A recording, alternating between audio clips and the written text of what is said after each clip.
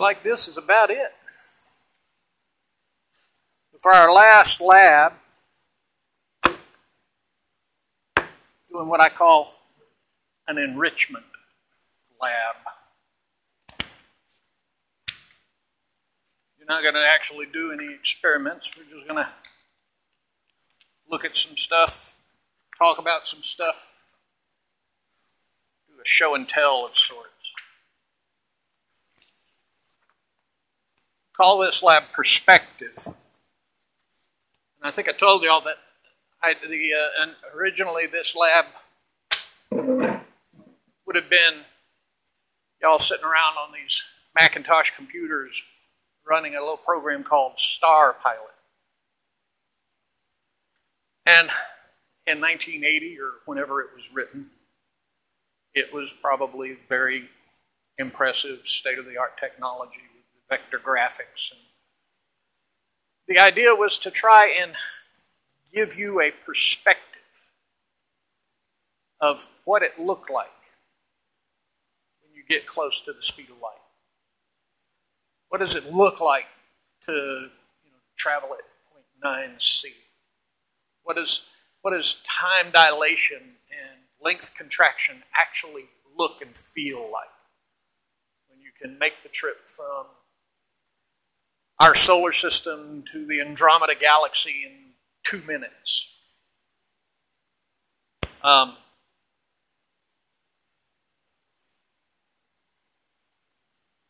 Truth is, Cash was right. We simply do not have the perspective to fully grasp what all of these things look like. What would it actually be like to experience time dilation? I mean, we all know what it feels like to travel in time because we all do, just in one direction and at one rate. But what has happened is we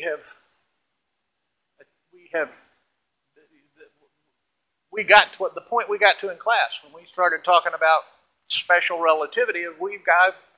I've brought you to the precipice of current human perspective.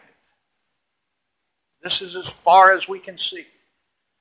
This is the state of our current perspective, and our perception still looks beyond what we can actually see. Our perception exceeds our perspective. We can, and we know we're right. We have empirical evidence we looked at in class. Time dilation actually happens, or at least it is an accurate description of whatever it is that does happen. Length contraction.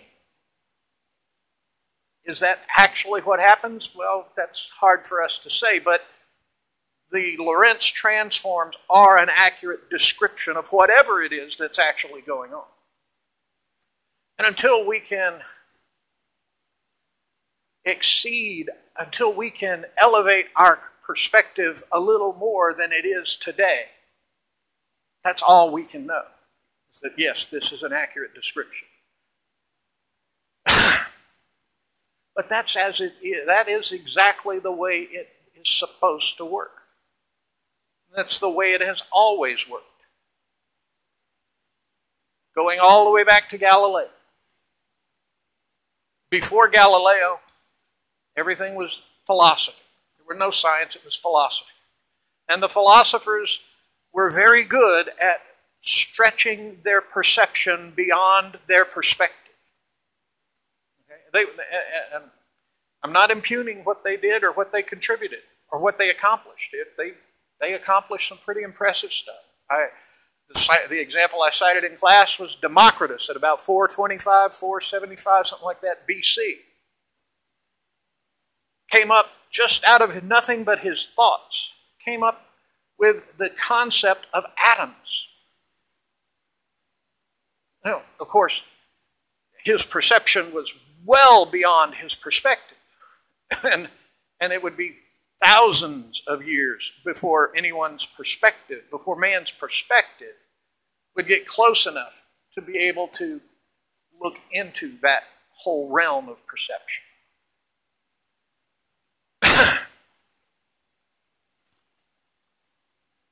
So the philosophers gave us the two realms, two laws of motion for celestial and terrestrial, and the geocentric model of the universe. Galileo gave us the scientific method. And in doing so, he gave us the ability to build on our perspective, to achieve a higher level of perspective. And by building on that perspective, we were able to then push our perception even farther. Until along comes Isaac Newton. And that is precisely what he was talking about when he said, if I have seen further than other men, it's because I've stood on the shoulders of giants. He had centuries of elevated perspectives to climb and look out from, and then push his perception even farther. And in doing so, he imagined orbital mechanics, being able to throw a ball fast enough that even though it continued to fall, it would never reach the earth. That it would come all the way around and hit him in the back of the head. He gave us universal gravitation and unified the two realms, the laws of motion, and made one set of rules that applied to everything in every realm.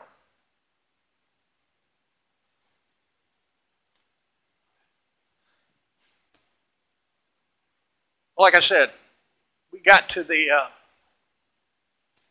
special relativity, and that's it. I have brought you to the precipice of human perspective at this point, because we now know things that we can perceive that we simply cannot make sense of. Cash hit the nail on the head.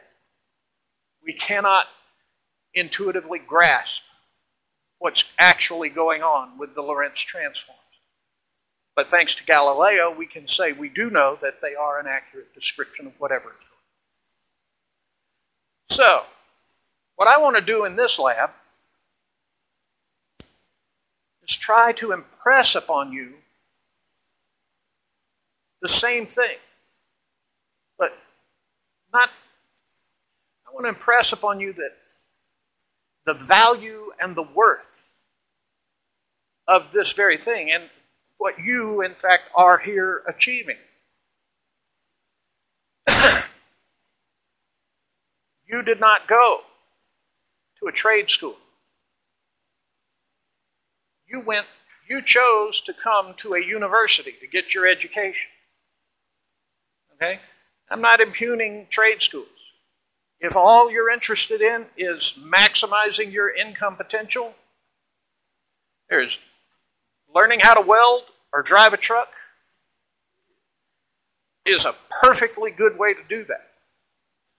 Point of fact, you start throwing in the time value of money, how much it costs to get a university education, how long it takes.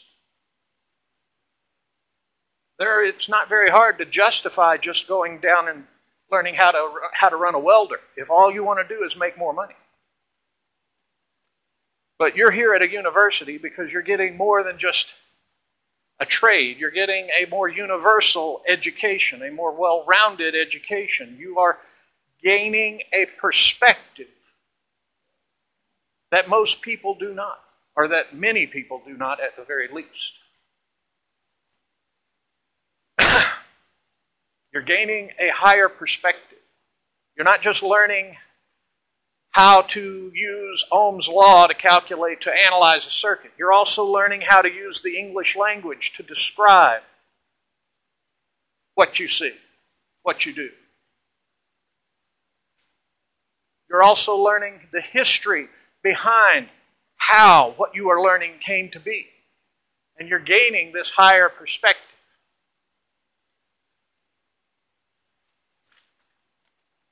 That's what I want to add a little bit to. Oops, sorry about that. Hopefully add a little bit to for you today. A little bit more of that higher perspective. You all know that we live in the information age, right? What is the information? When did the information age begin? Did it begin in 1981 when IBM introduced the PC? No, actually, always struck me as a little bit disingenuous that they would name it the PC, personal computer. It was in 1981 when they introduced it. It cost $5,000 for a monochrome monitor and 2 floppy drives. Not even a hard drive. 1 monochrome monitor, 2 floppy disk drives, 1 keyboard, and a copy of MS-DOS 1.0, and it was going to cost you about what you would pay for a nice family sedan. There was a reason that only small businesses owned them. That was not the beginning of the information age. Maybe did the information age begin in 1969 with the advent of ARPANET? Who knows what ARPANET is? Anybody ever heard of ARPANET? DARPA. Do you know what it stands for? Defense Advanced Research Project Association, something like that. ARPANET was the earliest version of what today we call the internet.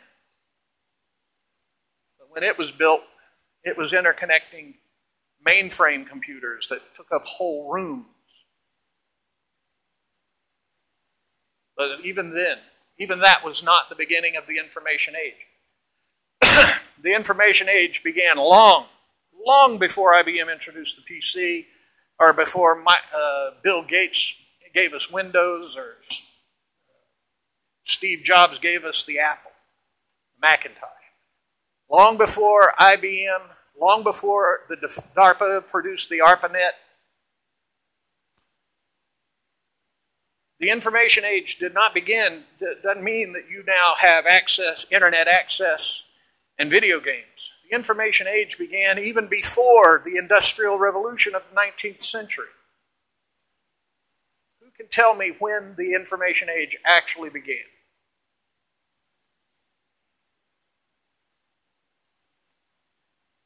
The information age began, you're close. The information age began in 1450 AD. 42 years before Columbus sailed the ocean blue in 1492. The information age began when a fellow named Johannes Gutenberg, in a little town in Germany, invented what he called the movable type printing press. And it changed the world. You need to understand something about the movable type printing press. And you'll notice I said the movable type. He didn't invent printing. The Chinese had been using printed papers, printed pages, for 1,000 years before he came along. But that didn't change anything. Why do you think that is? Why did the Chinese invented printing 1,500 years ago, or 1,000 years before he did? Why did their invention of printing not change the world the way Gutenberg's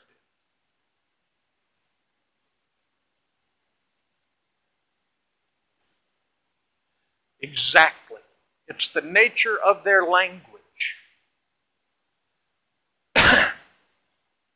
There are 26 fundamental elements of the written English language, or in Latin, there's, I don't know how many Latin letters there would be, a couple less, 24 or something. There's 22 Hebrew characters, and about the same number of Arabic characters. There's 26, 20, 30 something, I don't know. There's a few more Cyrillic Greek letters. But the difference is between Occidental writing and Oriental writing. How many fundamental characters are there in the written Chinese language? Thousands and thousands and thousands, because every word has its own character. Same with Japanese, same with all of the Oriental hieroglyphic languages. What does that have to do with our computer technology today, or with books? It's the difference between serial and random. Serial access to data and random access to data. Okay. How many of you have seen the thing on Facebook where you've got a paragraph written, but all the words are jumbled up?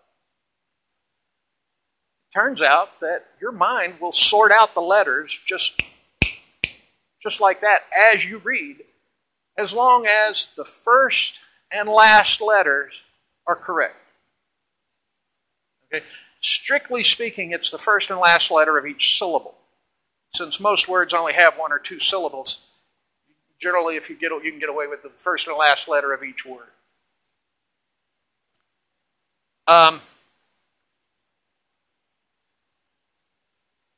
Then it doesn't matter what order you put the letters in between. That's why my last name, Hebert, messes up English speakers so bad. Because the two most important letters, H and T, the first and last, are both silent. That just completely messes everybody up.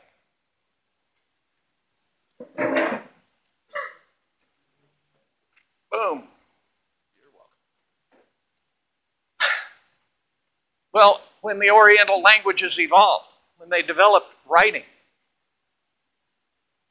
they didn't really care about order that you put things in.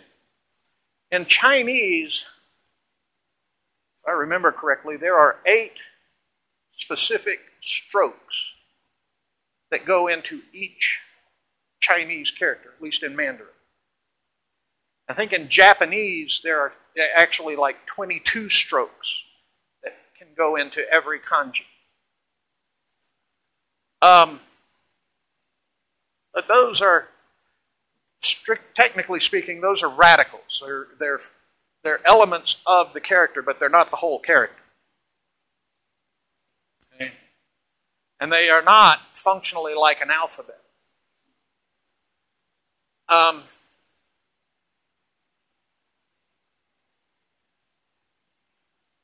So their writing evolved where every word became its own character.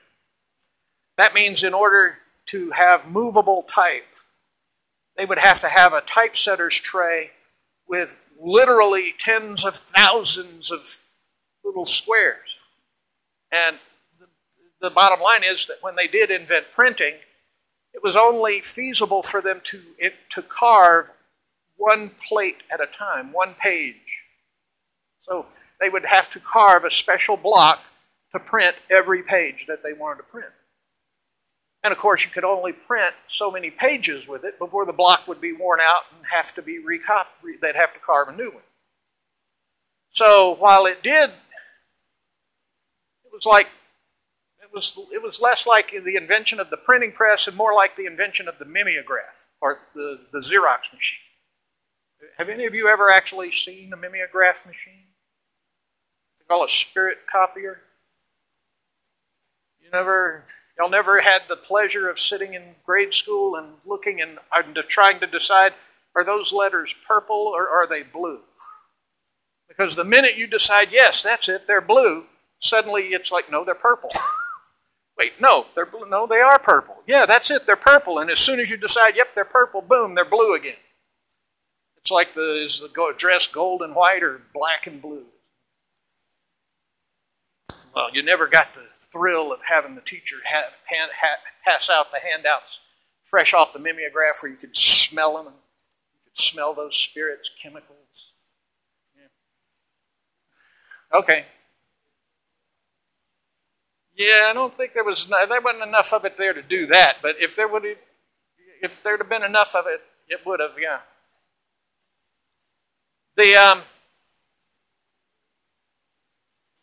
So the bottom line is, for the Chinese, it was it was a minor improvement at best. They could print one page a couple hundred times, and then they'd have to carve a new block to print more. But with Western, with Occidental languages, the Semitic languages, the Greek, Cyrillic, the Latin languages, letters were put in series. And so you didn't need thousands and thousands of characters for every word. You just needed 26 characters carved a couple dozen times, and you could put them together in whatever order you wanted and print whatever you wanted to print. And that changed the world. That literally changed the world, because think about it. Prior to Gutenberg in 1450,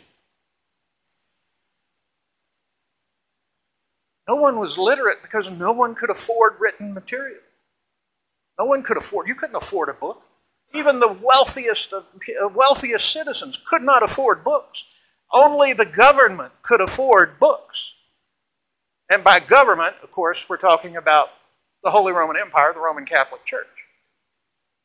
Because that, before 1450, that was the only way books were produced, is monks would sit in monasteries and hand write every letter on every page. And, of course, you start thinking about how many man-hours it would take to put in a book. You can see very quickly how only the government could afford them. Johann Gutenberg changed that. Suddenly, I mean, even still, books were still expensive, and just the average person couldn't afford books. But if you were wealthy at that point, you could. You could have your own library. Who knows how John Harvard got the school named after himself? They named Harvard University after the guy, John Harvard. You know what he did that got him the honor? He donated, he left them his library in his will. His library consisted of about 200 books. And that was enough to get Harvard University named after him. I have a library at my house. I've got, I don't know how many books in my library. I have thousands of books in my library. I did not spend near as much on my books in my library as John Harvard spent on those 200 books that he had.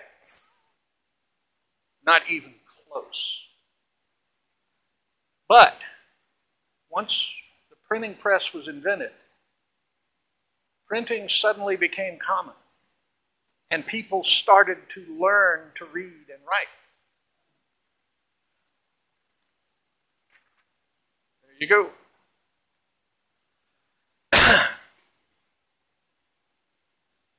There's a special name for pages, materials that were printed in the first 50 years after Gutenberg invented the printing press. Well, I hope I can fit these on my hands.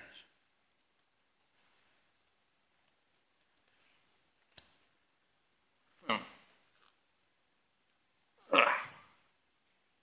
of these little tiny gloves. Girls, I guess.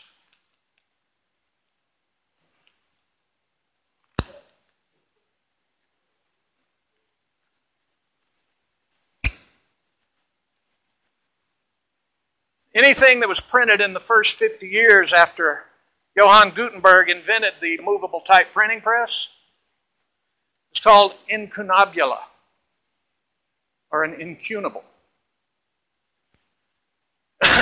It's a Latin word, literally means from the cradle. So anything that was printed from 1450 to 1500 is considered incunabula. The first two pages on the first two attachments there are pictures of incunabula. These are from my library, from my special collection. And no, none of you may touch them.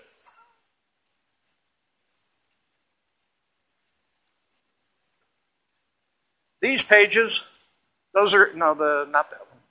Wait, is that the first one? Yeah, it might be. Yeah.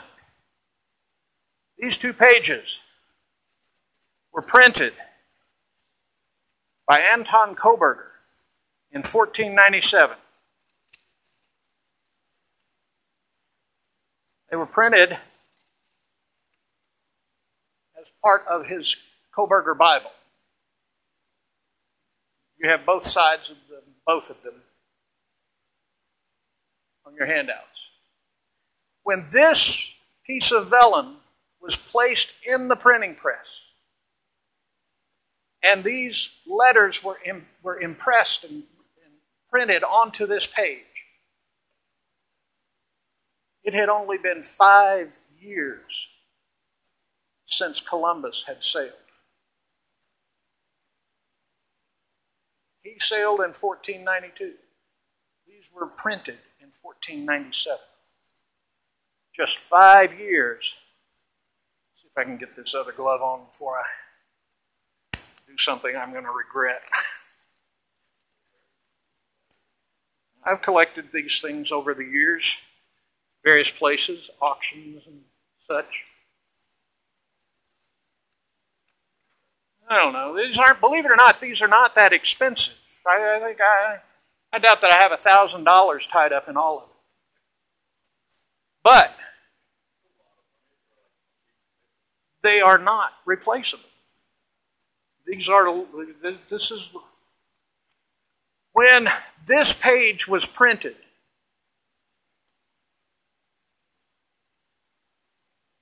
Columbus had only sailed 5 years earlier. When Thomas Jefferson and John Hancock signed the Declaration of Independence in Philadelphia, this page was already 279 years old.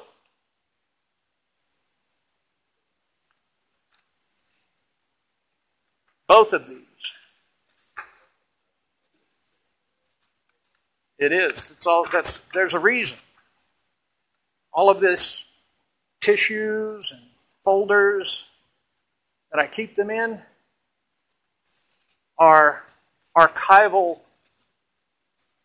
materials. They are acid-free, pH neutral, and they're designed and manufactured specifically to protect and preserve documents like this. There's a name for these kind of things. You know, any kind of paper printed material is called ephemera. E-P-H-E-M-E-R-A. Ephemera.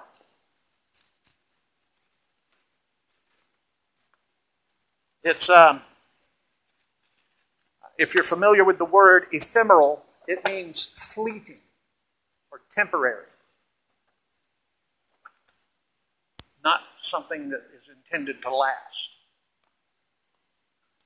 Of course, when these were printed, books were intended to last forever. Because remember, before this, the only way to get a book was if you had a monk who could sit in a tower in his monastery and write the thing by hand. Those pages are called manuscripts, specifically medieval manuscripts, as opposed to inconabula. A medieval manuscript, medieval obviously means from the time when it was written. It was written during the medieval period. Manuscript means literally man write or man written. Some of these manuscripts were, of course, these monks, they would kind of take pride in their work, so they would embellish their writings with, they would generally make very elaborate initial characters at the beginning of the page. They would use different colored inks.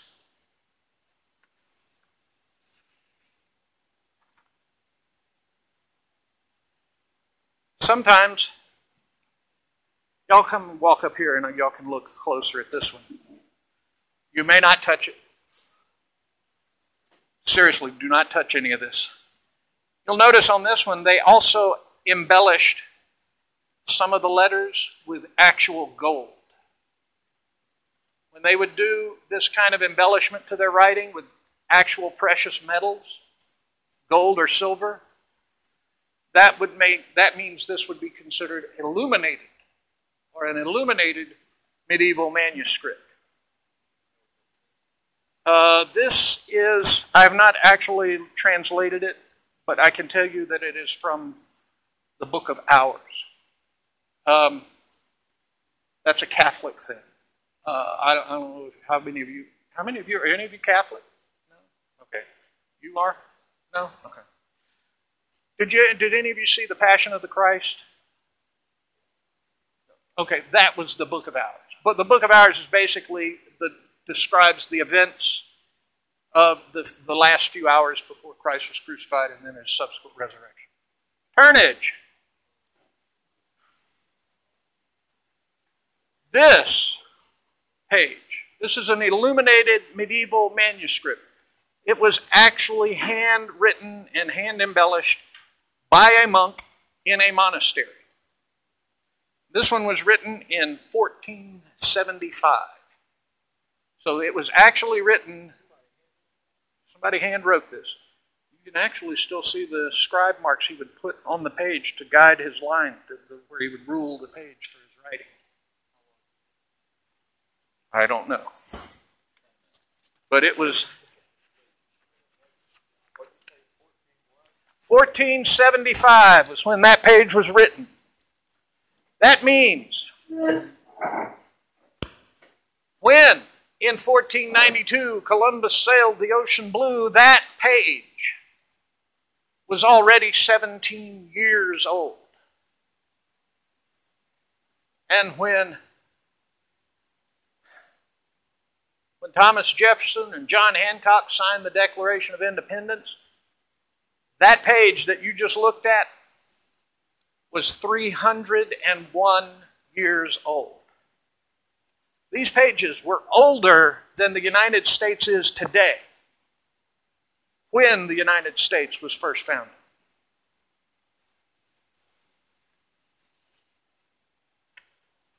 Here's the last one. Nope, that's the same one. They are. Here's the last one I got to show you. This, now, I'm going to try just walking around. Look at this one. This one, yeah, you've got pictures of it. It's the last one on your page. It is. See how tiny he wrote these letters? They did not have glasses when he wrote this. They did not have electric light when he wrote this. He wrote this by hand, by candlelight or by oil lamp. I don't know which. This page is from Paul's epistle to the Ephesians.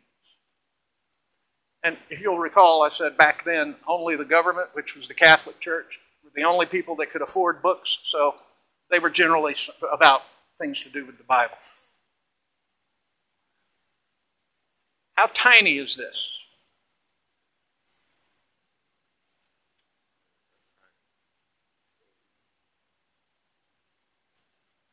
This page was written by a monk in a monastery in the year 1240.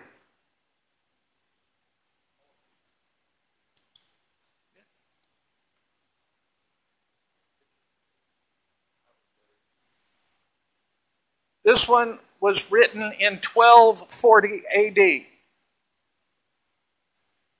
So, in 1492, when Columbus sailed the ocean blue, this page that I'm holding in my hand that you just looked at and took pictures of was already 252 years old. And in 1776, when when Jefferson and what's his name, Hancock signed the Declaration of Independence. This page was 536 years old at that time.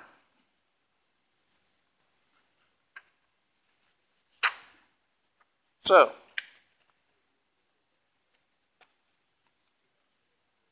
to make it pretty, pride in their work. And you'll notice that my container, this archival acid-free container, you'll notice how dusty it is. That's because it doesn't get touched very often. You can also see scans of those pictures on my abearlabs.com website. Look in the, under in my library section under photos. Look under library, you'll see it. It's part of my special collections.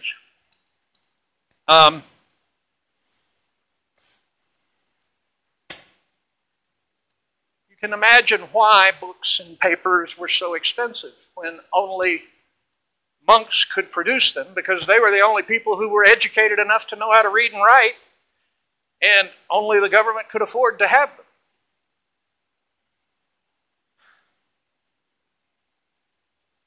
We talked about the impact of the reason that this didn't work when the Chinese invented printing, because their characters were not, their written language just wasn't amenable to it. They could make a block of a page and they could run off a few hundred copies or even a few thousand copies. But the block would wear out and they'd have to carve a new one. So they never were able to commoditize the written word.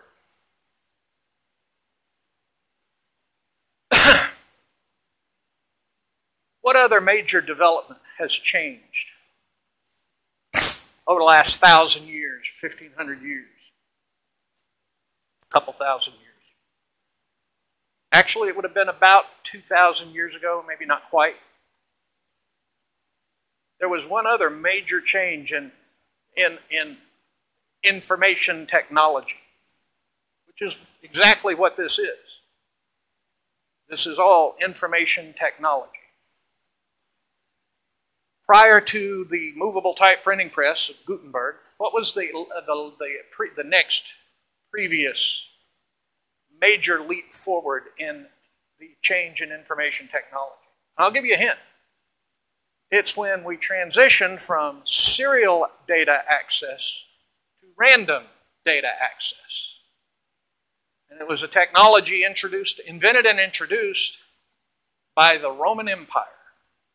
Not the Catholic Church, the actual, dead Latins, Roman Empire.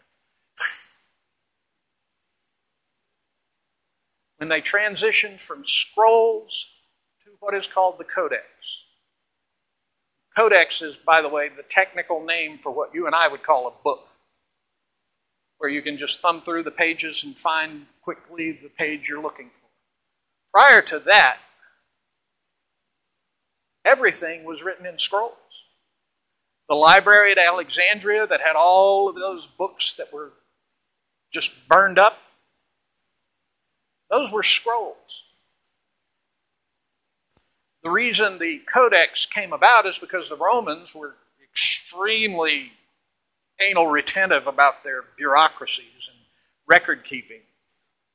And so they would write and keep all of these documents and records on clay tablets that they would then stack for permanent storage, because that was the best idea they could come up with for, storing things a long time. Well, it didn't take long before, in the early 1st century, people started realizing, well, wait a minute. Instead of putting it on clay tablets, if we just write the words on paper and then stack pages of paper together in a codex, instead of gluing the edges together, which is how they make scrolls, they would write everything out in order and then glue the edges together and roll it up. That's how the codex came about. And they transitioned from serial data access to random data access. That's literally still the same difference between, I know none of you are old enough to remember, but before the floppy disks, before disk drives, digital data was always stored on reels of tape. And I'm old enough to remember actually seeing old reels of tape. In fact, one of the earliest personal, actual, truly personal computers was the TI-99A. Texas Instruments put it out. It came with 8 kilobytes of RAM. And it came with a basic interpreter built into the BIOS. So you would turn it on and then you would type in your program in BASIC and you could execute it.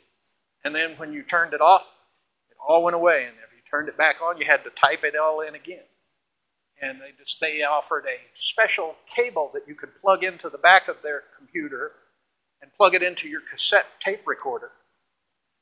And then you could store, once you wrote a program, you could store it onto that cassette tape. And then when you turned the computer back on the next time, you didn't have to start over from scratch. You could just reload it back from that cassette tape. But you could only access it because it was on tape. You can only access it serially. Anyway, whopping 8,000 bytes of data, of memory, random access memory. How do you think that compares to the command module of the Apollo 11 spaceflight, or of any of the Apollo flights?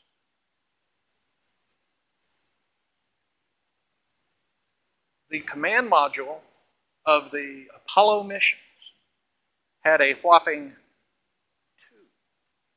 2 kilobytes. Actually, I should correct that. It was 2,000 words, but the words were actually 16-bit words. 15-bit words with a 1 bit of stop bit. So they actually had 4 kilobytes of actual memory, but it was 2 kilobytes of computer words. So if you have a digital wristwatch today, you have so much more computing power on your wrist than they used to get to the moon and back.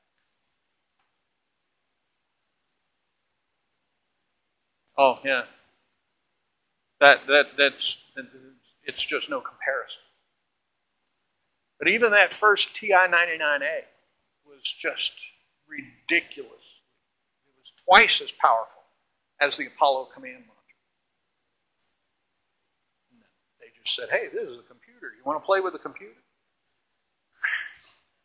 You have to buy a TV to plug it into to be able to see what you're doing, but yeah, that first TI-99A, that's how it was. The keyboard was built into the computer and you plugged it into your TV.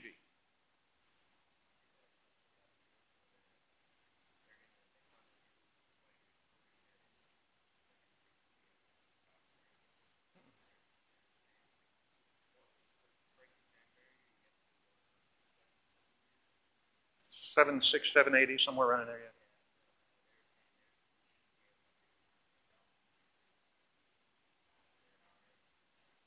Okay, I did see one that just came up with that it's actually a space plane. It will actually get all the way up into the above the atmosphere, but they were saying it would go 25 times the speed of sound, Mach 25.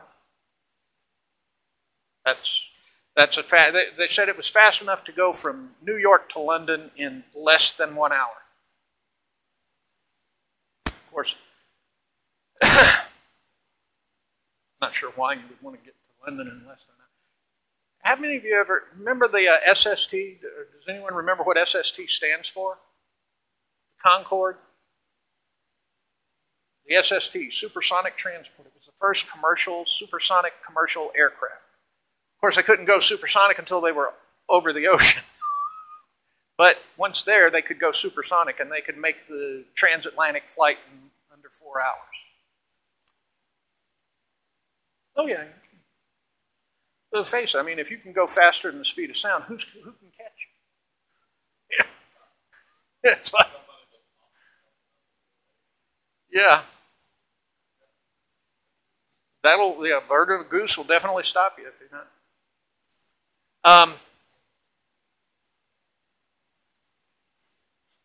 The SST, it stood for supersonic transport.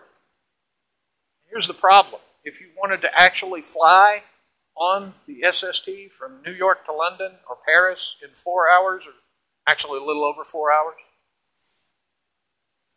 how much do you think the ticket was? How much?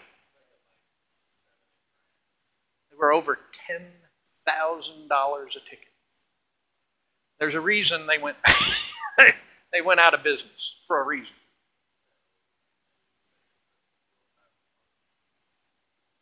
Then you can't afford to get back home. No, it was oh yeah, there's rich people out there that can afford it, but people that have that much money didn't get that much money by spending that kind of money on things like that.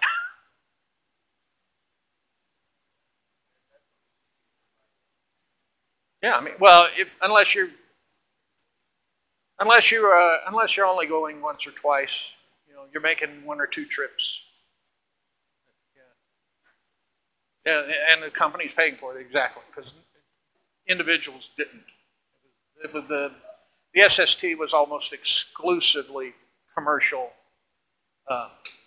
business class. Who has any thoughts or comments to throw into this conversation?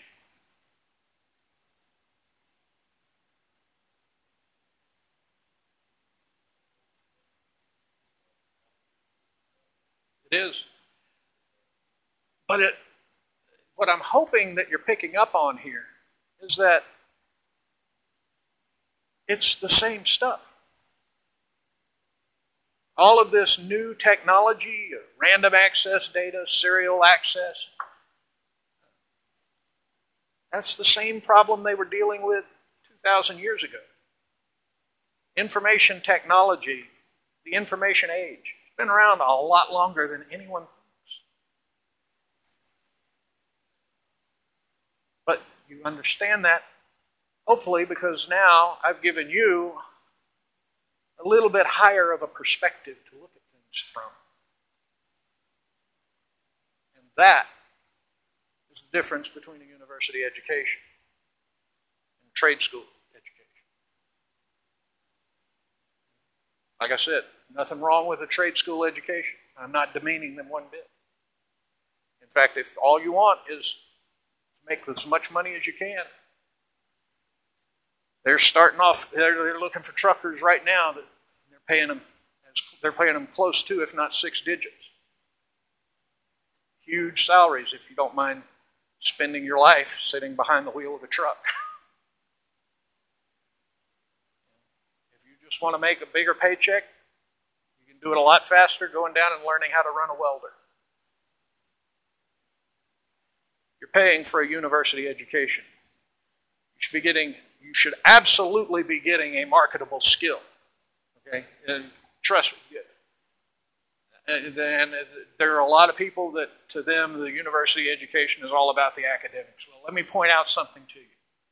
Make this real plain and clear for everybody to wrap their mind around and understand.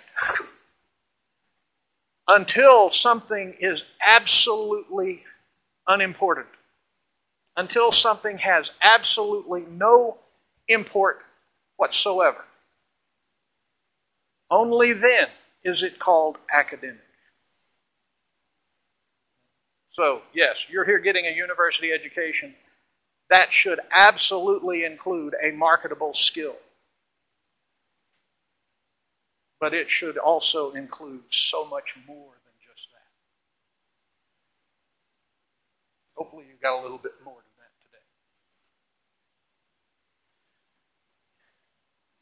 today. Anybody have anything to add? My library? You wouldn't be impressed by my library. You'd be impressed by some of the stuff in it. I've got I doubt that. They got some really nice shelves in there. Yeah. Mine has. I've got a lot more dust than they do. I got a dinosaur fossil. I have an actual vertebrae from a plesiosaur, 65 million year old plesiosaur. I've got a tile from one of the space shuttles. I have an antenna from the ion source of the superconducting supercollider. And I have an aluminum case that I'm using to build as the prototype for my mass spectrometer that I've been working on, that originally was used to transport a mass spectrometer to load onto one of the Apollo flights. Mass spectrometer, that is a device that analyzes the molecular structure of things, whatever samples you give it. Technically, what it actually measures is the mass-to-charge ratio of ions. But if you know the charge state of the ion, then you can easily calculate mass.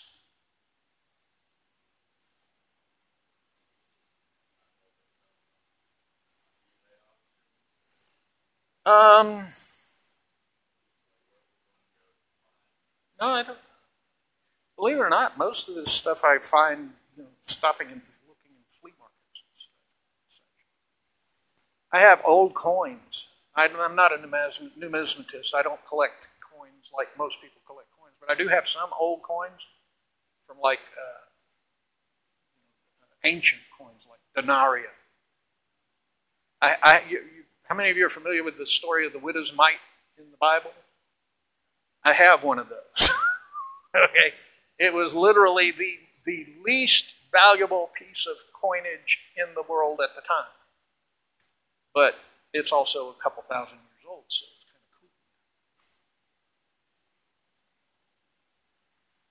kind of cool.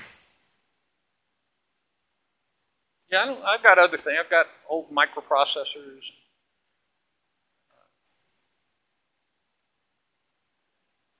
I got nerd stuff in there. Geek stuff, nerd stuff. Yeah. Do you know what the word geek originally meant? Anybody? The original meaning of the word geek was the sideshow performer who bit the head off of live chickens.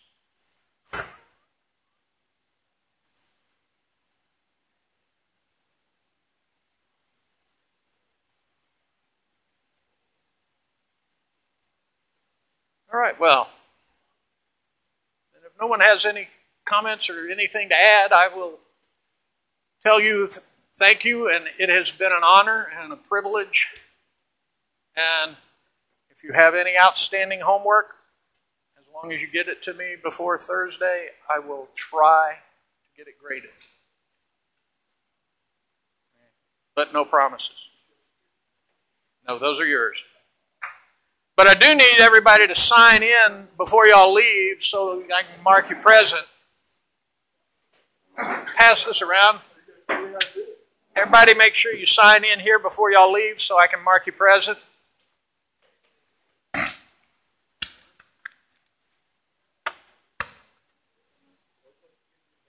Nope, that's yours.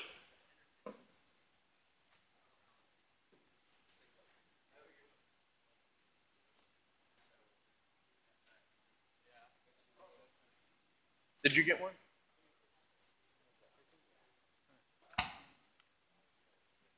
Sure. Which lab do you need to make it?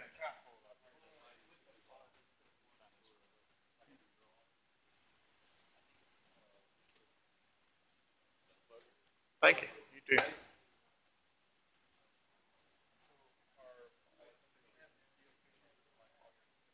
Yeah, it's on my website. Go to abearlabs.com. Look under papers, I think. Here.